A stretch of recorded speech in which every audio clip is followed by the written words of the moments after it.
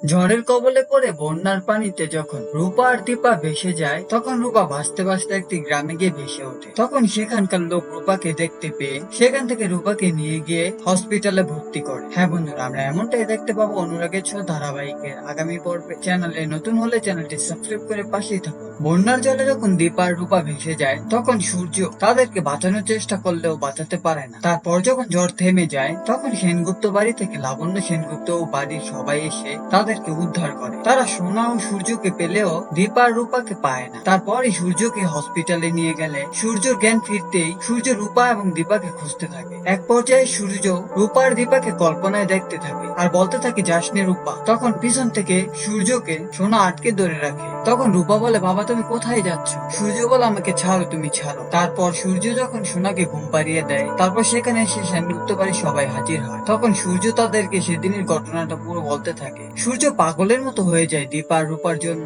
ওইদিকে বন্যার জলে ভেসে দীপা কোথায় গেছে, দীপা কি বেঁচে আছে না মারা গেছে তা কেউই জানে না। অপরদিকে দেখা যায় যে বন্যার জলে ভাসতে ভাসতে রূপা গিয়ে একটি গ্রামে ভেসে ওঠে। তখন ওইখানে একটি ছেলে রূপাকে দেখতে পেয়ে তার মাকে ও গ্রামবাসীকে নিয়ে আসে। তখন গ্রামবাসী রূপাকে উদ্ধার করে বাড়িতে নিয়ে যায় আর বলে, কেউ যদি আমাকে জিজ্ঞেস করে আমি বলবো এটা আমার ভাইজি আছে। অন্যদিকে সূর্য যখন আবার জ্ঞান ফিরে আবার দীপা ও রূপাকে খোঁজে, বলে আমাকে ছাড়ো, আমি দীপার কাছে যাবো। তখন সেনগুপ্ত বাড়ির সবাই তাকে অনেক সান্ত্বনা দেয়। সূর্য বলে, আমি ঠিক আছি। সূর্য বলে, দীপা কোথায়? আমরা একসাথে থাকতে চাই, আমরা কি একসাথে থাকতে পারবো না? হ্যাঁ বন্ধুরা, সূর্যকে খুঁজে পাবে দীপা আর রূপাকে? তারা কি আবার একসাথে হতে পারবে? রূপা কি চিনতে পারবে তার বাবাকে? দীপা কি ফিরে আসবে সেনগুপ্ত বাড়িতে? কমেন্ট করে জানাতে ভুলো না।